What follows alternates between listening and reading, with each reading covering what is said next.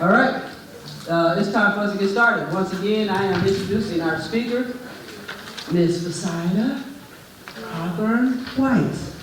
Thank you all, and let's learn a little bit more.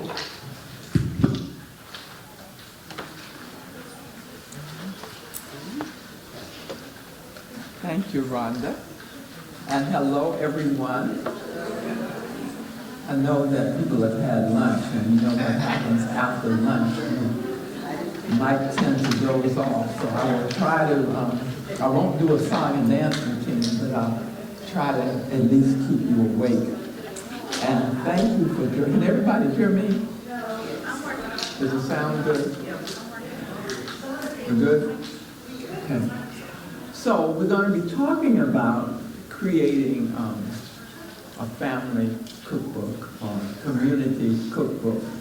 And I thought about it as I was getting ready for this session this week. I thought, well, how did I get started on that path probably 30 plus years ago? And I will share with you some of the things that I've learned with the cookbooks I've done and just how important it has been to my family history, community history, church history, the documents that we have done. And I don't want to, I'm going to give you a lot of detail, and I don't want to scare you off. In other words, I don't want you to say, oh my gracious, have I got to do all that to do a family cookbook? And I would say that what we've tried to do is to do these books as professionally as possible. We've grown over the years with the several I've done. But if you just take some part of this and decide to preserve that part of your family's history, then you will have done a good job.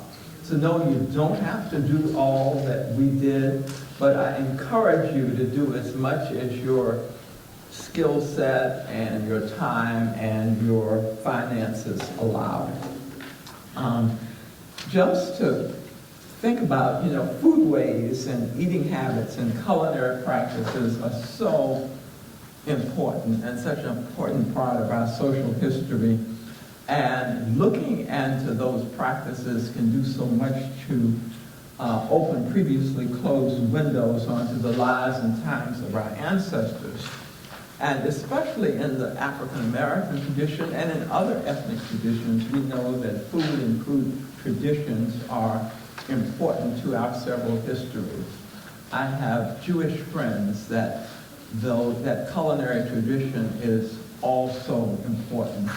And then as the melting pot that America is, the blending of African, European, and indigenous cultures has created so very, very many cuisines that are all uniquely American.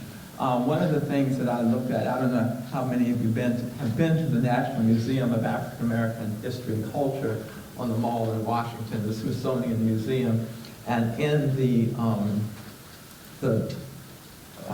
cafeteria of the restaurant there are all those African American cuisines that represent that blending. But what we know, though, is so often our culinary traditions have not ever been reduced to writing. And so that something is lost. I mean, when we have these oral traditions, which are great, but then we do lose something when we don't reduce to writing. And so that's something that I've tried to do, many of us have tried to do. When you think about it, wouldn't it be wonderful if you had your great-grandmother's recipe for sweet potato pie? So you think about that, and I always think about those new traditions that we're creating, so make sure that your recipe is down in writing so that your generations to come have those. Again, just like with the family treasures, food is universal, and so folks respond to food in a way that they don't do to some, perhaps dry figures and dates and so on. And so when I'm talking about a cookbook, I'm talking about recipes, but just as importantly, I'm talking about the anecdotes and the stories that place those recipes in the time and context of their usage. So important. So when I'm talking about cookbook, much more than recipes, I like to say that, again, the recipes are the bones and the framework, but you fill it in with all the stories. And I will try to, if we have time, share some of those stories with you that we've told in some of our cookbooks. So I'll tell you what cookbooks I've done for starters. So in 1988, I guess, I was in an airport somewhere in the Midwest, and I saw a, Ladies' Home Journal, I think, magazine, and they talked about a family reunion cookbook. And I was just coming from family reunion. I said, oh, well, that is fascinating. That's something we could do. So that was in 1988. By 1990, what came about was a reunion of recipes, the White Family Cookbook. And this was done, my secretary did all the typing on an old word processor that we had at the time, and she did all the layout. My aunt and I edited, and we were so naive at that point.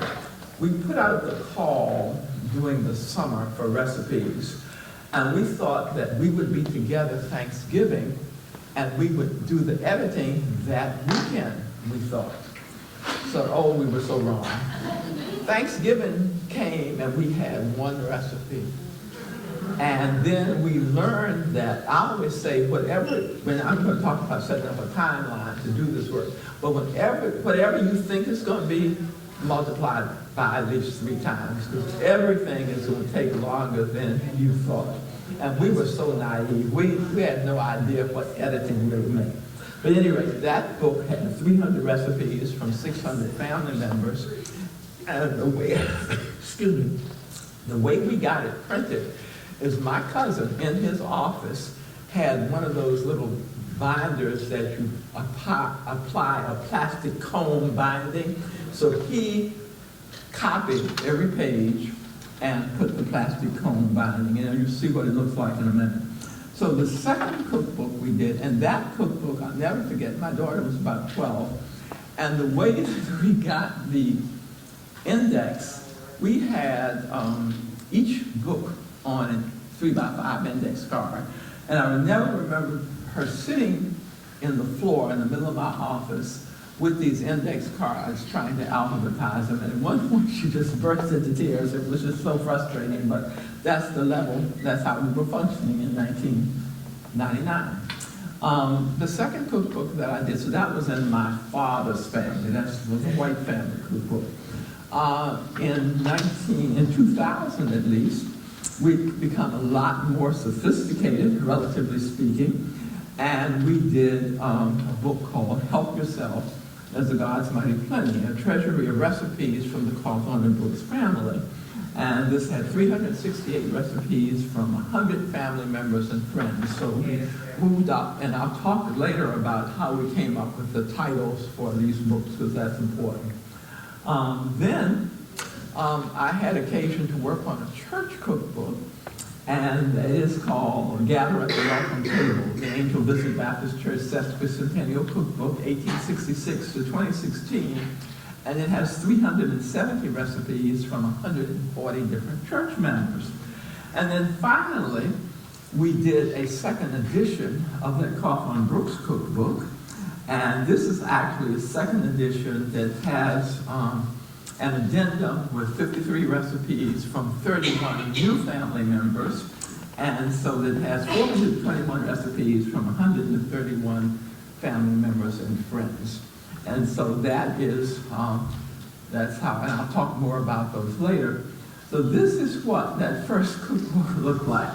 This is the White Family Cookbook, and how we got the design is I had a client that owed me some money.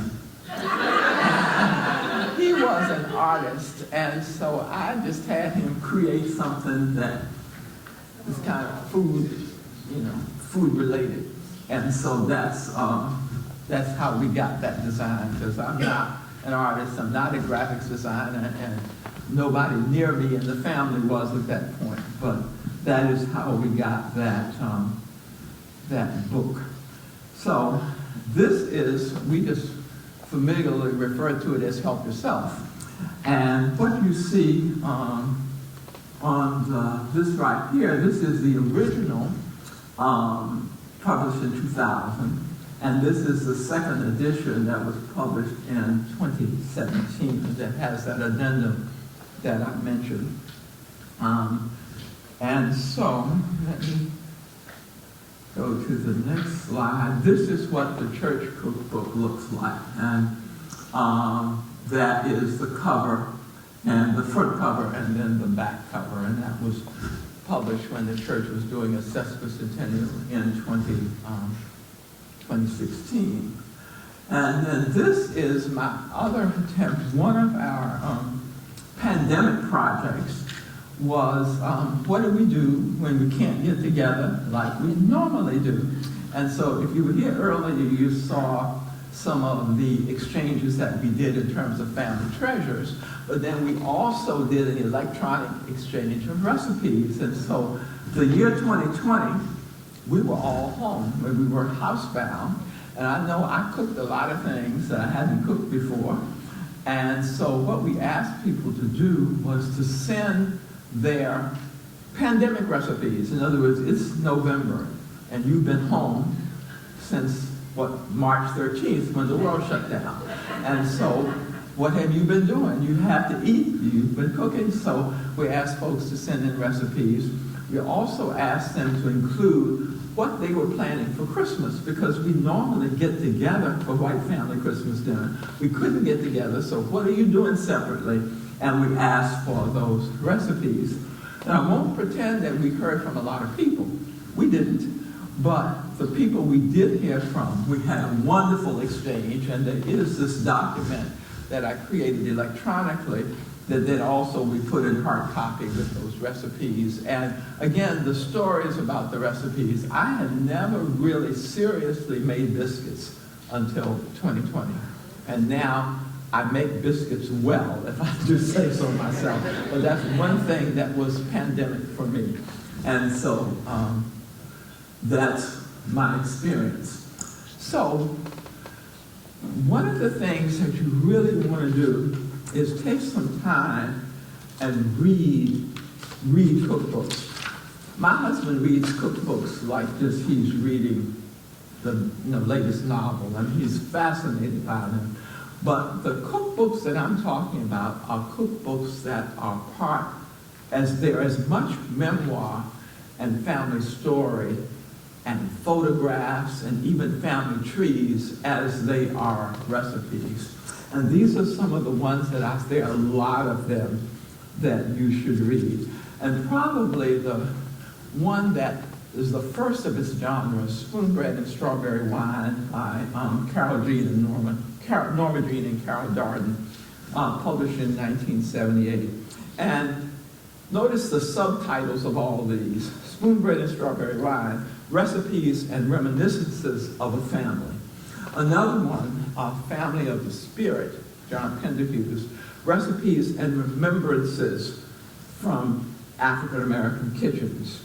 Then A Gracious Clinic, which is a Southern cookbook, not necessarily African American, but the subtitle, Recipes and Recollections from the American South. And then Grace the Table, Stories and Recipes from My Southern Heritage. And so Norma Jean and Carol Darden really started something with this cookbook, Spoonbread and Strawberry Wine. And then you see some other cookbooks here. Edna Lewis, the chef who's originally from Virginia, who at the end of her culinary career, she was in Atlanta, but her several books that reflect Gullah Geechee culture. Just there's so much out there, so read about how those authors incorporate the recipes and the stories.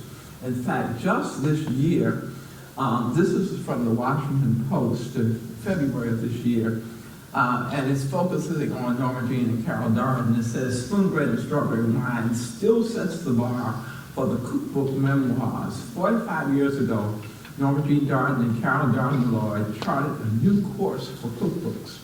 Today's food writers who interweave family history and photographs with recipes can thank two sisters who never even planned on writing a cookbook for creating this blueprint. And that's an article in the Washington Post earlier this year.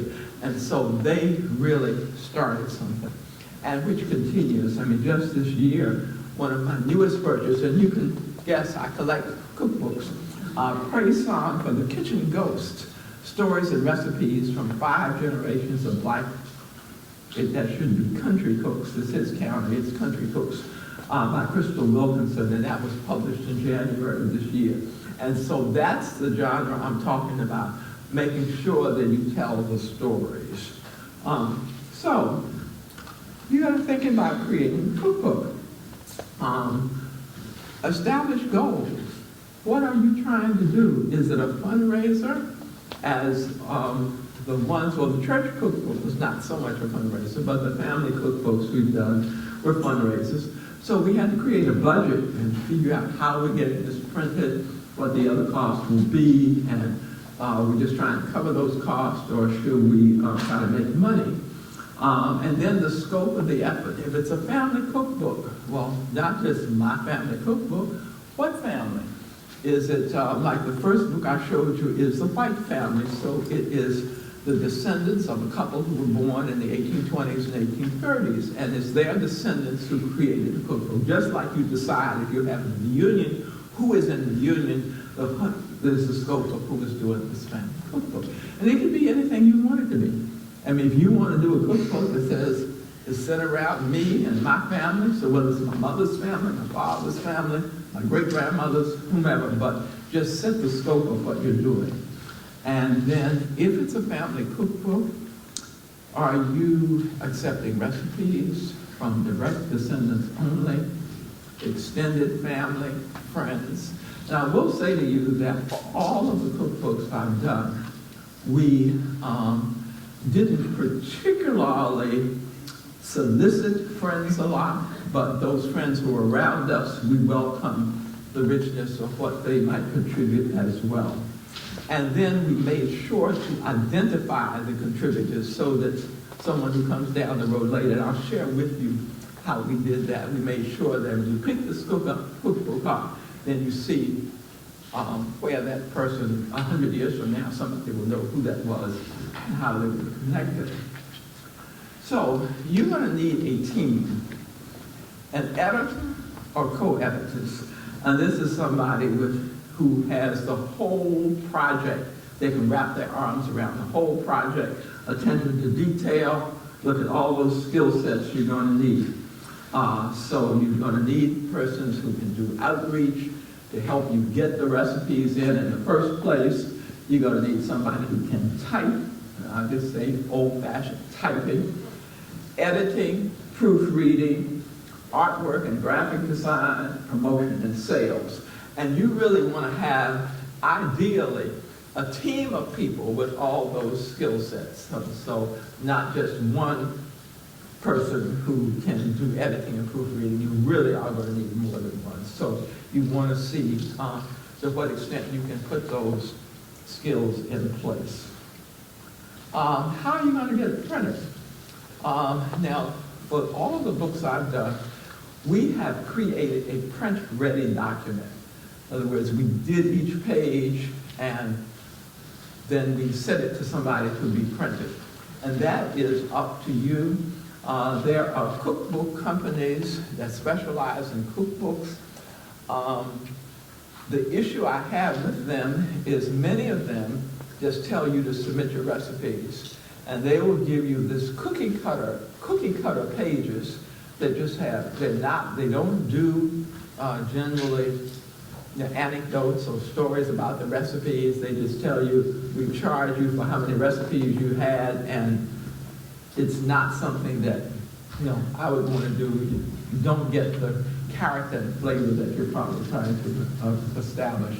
Of course, now there are online. I looked at one company that's on your handout, and you can actually create your pages online, put in pictures if you wish on each page. And so the world has really come a long way, even since the last book that I did in 2017. But you want to look into all of that. And many of those suggestions or examples are on your handout.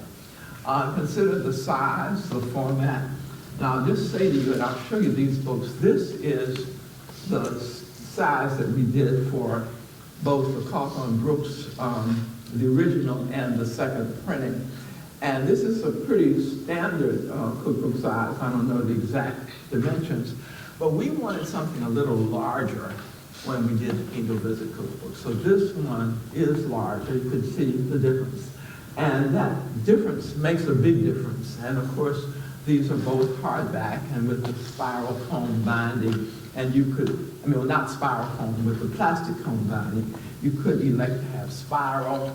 You could elect to have it perfect bound, and that's when the pages are glued in, but those pages tend to pop out. And so you want to look at what your options are.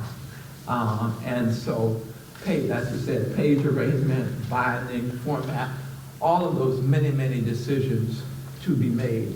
But as you look at a lot of cookbooks, you will see others and you will take what you like from each one. Okay, so some goals. When you start out, you might not know how many people are going to respond. And some goals for the number of recipes. I know at a point in the White family cookbook process, we had that one recipe by the first deadline, but then by another deadline, we had 35 recipes, and we knew that 35 recipes do not a cookbook make. So set some goals for what you would like to have, and then look at what would make your book distinctive. You don't want a cookie cutter book. You want something that reflects your family, your history, your community, and then get a timeline. Initial solicitation of recipes, deadline, build in reminders into your timeline, because if your family, your community are anything like mine, then just know that you are going to get what you ask by that initial deadline. And editing time, and that's a huge piece. Production schedule. You're going to do some advanced sales, because if you're planning to, how would you know how many to order? How many cookbooks to order if you hadn't figured out how many you could sell? And then what an advanced sales campaign does is it gives you some money to pay for the books that you're going to order, and then just gives you some idea of how long. With a lot of the specialty companies, you can get your book a lot faster during slow times of the year than if you pick it, if you're doing holiday time. And so probably for some of those cookbook companies, this time of the year starts to get tight because people are wanting to get their books by Christmas. So consider all of that. You're going to look at a theme and select a title that's reflective of that theme. One of the things we thought, we didn't do too much thinking, quite frankly, in 1990 with the White Family Cookbook. But by 2000, we were preparing that. We thought, can we find a theme, something? We looked through African American poems. We looked at titles and lyrics from Negro spirituals. We looked at biblical kinds of things, trying to find just what is that. And my co-editor on that was a retired Army colonel, and he was accustomed to doing everything like, just right, straight and narrow. I said, no, this is more of a creative process. We got to kind of feel it out. And he gets so disgusted with me. He said, well, I just need to get a name for this cookbook now. And I said, well, that's not it yet.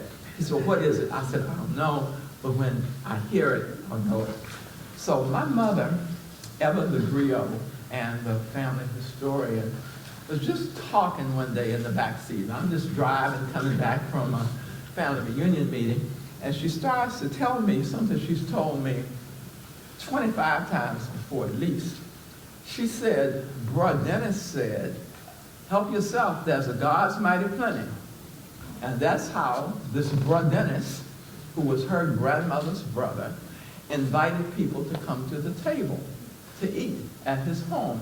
And then, of course, the other piece was, after he'd invited this man to come eat, he said, that Robert Carter eats like a devilish dog. So that was the other piece of that. But she's passing on this story about Brodennis, and I really thought that this was somebody she knew. Well, it turned out, because she was a griot, this person was born, Brodennis was born in 1846.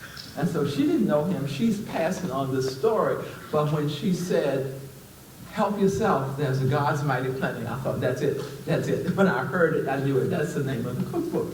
So then we thought, how will we, what do we do with this? And we said to a cousin who has some skill in graphics design. Wait a minute, I'm going to stop that and come back to that when I can show you. Anyway, you're going to need an artist or graphics designer to do your cover, your section dividers, the sections that salads or appetizers or desserts, and then also that your spine is a part of the book. And you need to develop the recipe solicitation mailing and develop some samples, recipe collection forms, some fill out sample forms, give precise instructions. Folks won't know, or some of them won't know, that ingredients in a recipe should be listed in the order in which they're used. They should include the number of settings, create a checklist to make sure they told you the temperature it's supposed to be baked at, that they've given you things in the order in which they're supposed to be done. But create that checklist and you will save yourself some time. And then, of course, you're going to need an outreach team because many recipes have never been committed to writing. And so it's hard enough to get people to send something in when they have it. But when they don't have it, then you have a problem. And what we have done is we've sat with elders. My mother would say for pie crust, she'd say, fill the sifter with flour and use as much flour as you need. Okay? So how on earth can I write a recipe like that? And I'll tell you later what we did. I filled this 4-cup sifter with flour. She used what she needed, and I measured what was left and subtracted. So there's a way around that. But so that's the kind of thing, because many people, as you know, don't cook by recipes. My husband's aunt, the dough was how it felt to her fingers. And she knew how it was supposed to feel, and so she knew that it was where she needed it to be. So you may have to schedule some sessions. And of course, now we've gotten to the point that we videotape those sessions with the elders while we're working on trying to get, and then get their stories. What is it? When did you make this recipe? What did you like about eating it? All those kinds of stories, the reminiscences and remembrances about the recipes. And then you really need to learn the anatomy of a book. Now, obviously I've been reading books since I was 3 or 4 years old. I did not know the anatomy of a book. So get you something like the Chicago Manual of Style that tells you what the frontispieces of a book are like and how a book goes together. Decide what you want.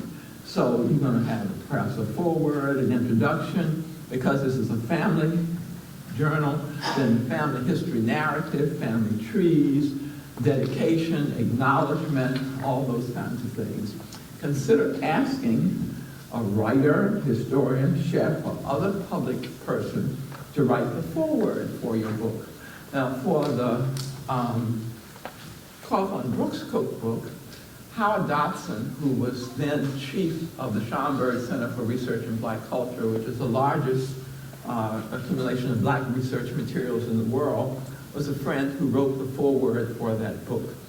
For the Angel Visit Cookbook, the church cookbook, Peter Bailey, who's a writer friend of mine, Peter is the Alvin Ailey biographer and has written extensively on Malcolm X and other things. So he's a writer that we got to do the forewords, and so consider that. And then ask folks to write you now. We did this, we tried to make it as professional as possible.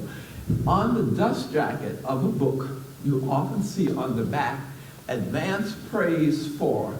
And so someone has reviewed this book and has written a review of it. And so ask food writers, historians, chefs, and so on to write your advanced reviews. And I'll show you some advanced reviews later. But be thinking of all of that.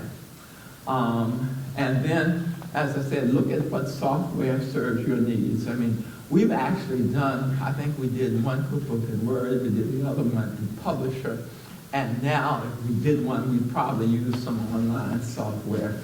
And then you need to look at what I call Cookbook-ese, the language of cookbooks, which is not necessarily the language that we all use on a daily basis. And I looked at some cookbooks for their language.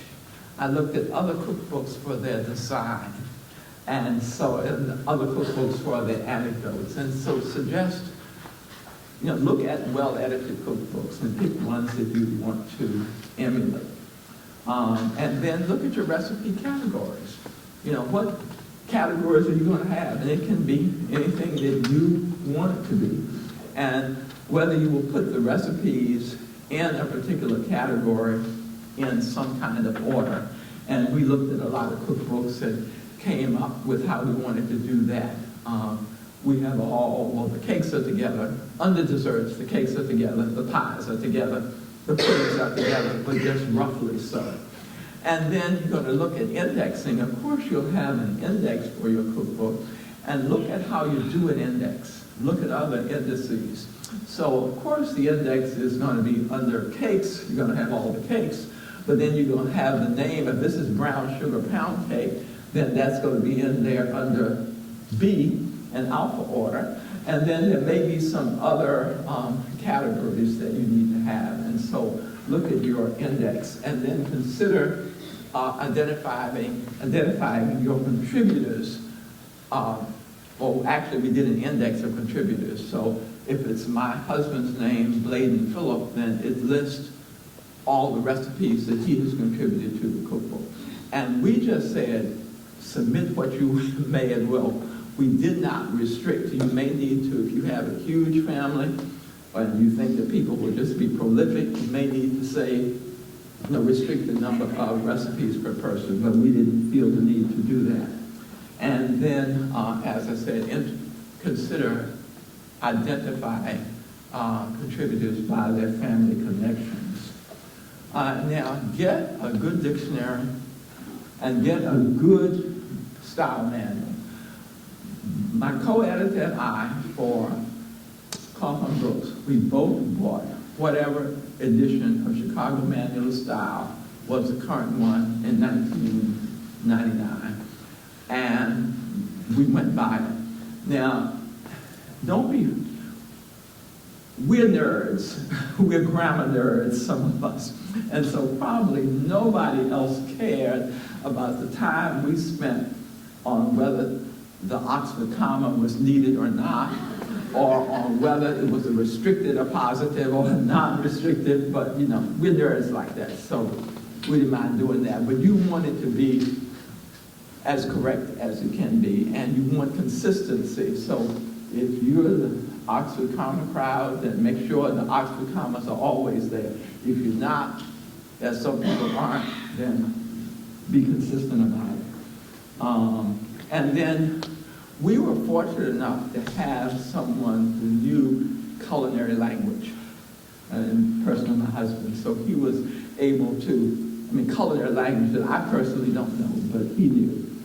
And then at consistency as the recipes are written, knowing the difference between a cup of flour sifted and 1 cup of sifted flour. A huge difference to your cake. And so you want to make sure that kind of calling folks' attention to that when they give you the recipe, and then you want to make sure that what you're saying is what they really said. Or if it's a cup of chopped pecans versus 1 cup of pecans chopped, anyway, it's very different. Consistency. Are you going to talk about a stick of butter or a 1/4 pound of butter? Are you going to say 350 degrees for the oven temperature written out? Or are you going to use the superscript circle for degrees? Again, consistency. We did the same thing throughout the book. Are you going to say a pint, or are you going to say 16 ounces? Again, consistency moving through the book. So it's a huge job, and I don't say this to scare you off, but we tried to get this as right as we could. Despite all of that, we ended up with some errors, believe it or not. I mean, you always do. The New York Times has errors. So, but develop an editing scheme. And when we're doing the Brooks Cookbook, my co-editor, this retired colonel, said to me, you can't proof for but 3 things at a time. I said, well, what are you talking about, Herman? When I read it, I'm just going to read it and proof it. He said, no, if you're checking for, well, check for 3 things. Are you checking to see if the oven temperature is there? Are you checking to see that the ingredients are listed in the order used? Are you checking to see that all the ingredients used are listed? Are you checking to see that all the ingredients listed are used? Well, he said to me, no more than 3 things. Proof for 3 each pass. And I found out that he was exactly right, because my mind did not have the capability to just read through a recipe and check for everything at one time. And I don't know if, certainly Herman Brooks felt that nobody's did. So figure out what your scheme is and get several people working on that. This is really an excellent outline. I'd like to suggest for your first item, there's a new product called Grammarly that incorporates not only a good dictionary and a style manual, but if you use constructions that are idiomatic or not appropriate, it will give you alternate selections. And the advantage of it is while you're writing and you have the idea in your head, it will help you without losing your workflow to get the correct standard style and dictionary right there so that you don't have to go back to it as much. And so these other 3 steps can't be replaced right now with automation, thank God, but the first step can, and I found it for me, has been very helpful in doing lots of writing of this kind. Well, thank you for that suggestion. I actually have a subscription to Grammarly.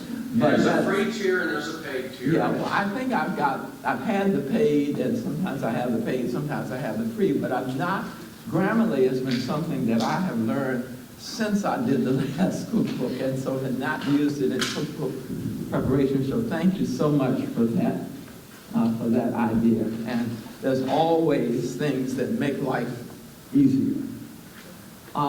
So one of the things I wanted to mention, many times you don't have a recipe. You have this concept of something that you used to have, you used to eat, but you don't have the recipe. So what can you do? And community cookbooks like, the Junior League cookbooks and all the church cookbooks, many times the community cookbooks for your locale may have something similar. And if you cook it and you say, wow, that's what Grandma used to make, or that's not quite it, I've got to try something else. And then look at cookbooks of the era, the old ones, Fannie Farmer, Betty Crocker, Joy of Cooking. You may find that 1950s recipe that you remember so well. And then newspapers in your area may have recipes. Ethnic cookbooks such as soul food cookbooks. Online, Google the recipe, other recipe websites, and then ask family and friends. You might not have Grandma Sue's recipe, but maybe your first cousin has it because she wrote it down when Grandma Sue was actually making it. And we've been able to do that. I think a couple of recipes we didn't have, and I'll share the anecdotes with you, but we didn't have the recipes, and we played with it. In fact, my mother's candied sweet potatoes. We had many of her recipes. We didn't have that one. And what we knew is that she used granulated brown sugar. In other words, sometimes we call it granulated sugar is the brand name. But we really didn't know all she did, and we played with it and played with it and played with it until we feel confident that we have something that is as good as her candied sweet potatoes. If not, in that case, maybe a little bit better. So some of the things you want to do is get an ISBN number, which is an International Standard Book number that all books that are really books have. It's a company called Bowker that sells those. And when I first got an ISBN number, you had to buy, I don't know how many you had to buy, but we were only doing one book, so we bought these that we probably didn't use. And now there are ways that you can just, there are companies that Bowker uses that you can buy one from or something. So you want to get that ISBN number, so we'll go on your copyright page of your cookbook. You want to consider copyrighting your book. You want to consider, and we did both of those things. You want to consider, in fact, I don't know, probably the White Family Cookbook, the first one, we didn't. And then you want the Library of Congress catalog and publication number, which we didn't do, which catalogs books in advance of publications. And you want to plan and this advanced sales campaign that we talked about, and consider the tax consequences. Now, we considered the tax consequences and decided that we were going to ignore the tax consequences. Now, I don't know whether the IRS people are listening to this lecture, but we decided that we weren't going to sell many, but we knew that if we took this very far, then we would need to not only the state sales tax and all those kinds of things. So just make sure that you are aware of all the requirements. This is a recipe collection template that we used, and this was something that folks could actually type into. And so you have the place for the title of the recipe, you have the space at the top for them to write the food memoir, and then the ingredients, and then the actual directions, instructions, and then their name and city. And we made sure that each person's name and city was included. One of the things I just think about is you'll need to consider whether you are listing dead people as recipe contributors. So, and that's just what you decide to do. If this is Grandma Sue's recipe, are you going to say this came from Grandma Sue? She was born in 1889 and died in 1969, or are you going to say that it came from Joyce, who's her granddaughter, and then tell the Grandma Sue story? But that is however you want to decide to do that. This is just a sense of content, and you'll learn when you deal with anatomy of a book, you'll learn about the Roman numerals that are the front piece, those pages, and how those are done, and then you'll learn where you start page 1, that's Arabic numeral 1. And so the one on the left is the first edition of the Cawthorn Books Cookbook. So acknowledgments, foreword, introduction, and then you actually had two families coming together that had a powerful connection of 3 different marriages. So we have 2 family histories, the Cawthorn Wheeler history and the Brooks Lee family history, and then you have a family tree for each one of those families, and so all that in the family cookbook. The next one is, and the rest of it is pretty standard stuff. The one on your right is the church cookbook. It so happened it was done in 2016. We had requested a centennial message from the president, so we decided it should go in the cookbook. So it's a message from President Barack Obama. The Sesquicentennial Planning Committee statement acknowledges the statement from the pastor, forward, introduction, the church history, the church pastors, and then this book is called Gather at the Welcome Table, the Angel Visit Baptist Church Sesquicentennial Cookbook. And so you will notice the words, the lyrics to the spiritual, the welcome table. And we spent a lot of time with that because there were several cookbooks that had welcome table in there. There's a Jessica Harris, the food book historian, has the welcome table. There was a cookbook from Maya Angelou that had welcome table in it. And we thought long and hard to see whether we could put a different spin on using welcome table. And we decided to gather at the welcome table, and that just expressed all we wanted to express in terms of church and inviting people in, and all, like they used to say in our area, all days of meeting with dinner on the grounds and all of that. And so we felt that that expressed it. So that's why you have the welcome table. That's the lyrics. And then, of course, all the usual sections. And this is the family designation code. So this is a little key on your left as to what family they are from. And then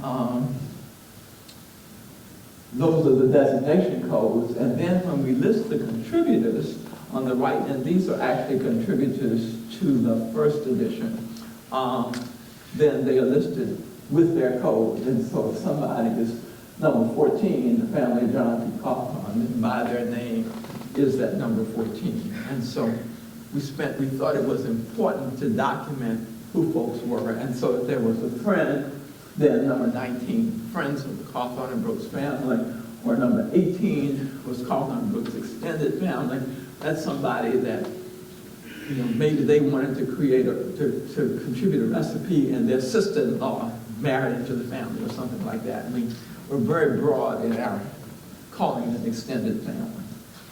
And then what we did in the second edition of Help Yourself, we were dealing with this cookbook company, and that company provided helpful hints that we could use. And so on the back of the section divider pages are helpful hints. And like the hints, let's see, on the back of recipe, on the back of the section of meats, the hints about cooking meats or hints about cooking breads. And so that's what we included. And those were prepackaged from the company that we got this from. And then we also have a hints section in the back of the book. So that's how that worked. And now, to tell you about the development of the cover. So we got the title, Help Yourself as a God's Mighty Plenty. We were really, really pleased with that. So we told a cousin who's a graphics designer what we were doing, and that's all we told her. And this is what she sent us. So we kind of thought it looked like the, color food pages in the advertisement circular in the newspaper. Not exactly what we had in mind. And so we had to go and see her and sit with her and talk about the concept of what we wanted. And so we, after talking with her, that this is what we came up with. And the symbol there is Besisaka, which is an Adinkra symbol that means abundance and plenty. And that was exactly what we wanted to capture. And so we wanted her to take this Adinkra symbol and turn it into a design. And so once we met with her, then this is the front and back of the book, but it didn't quite work when she gave us the little piece that looked like the turkey in the Thanksgiving newspaper ad. But anyway, and so for this book, the section pages are just very, very basic. And so the section dividers just have the same outline of the Adinkra border, just in black ink, and then like in the appetizers, that's in the center. So those were very simple.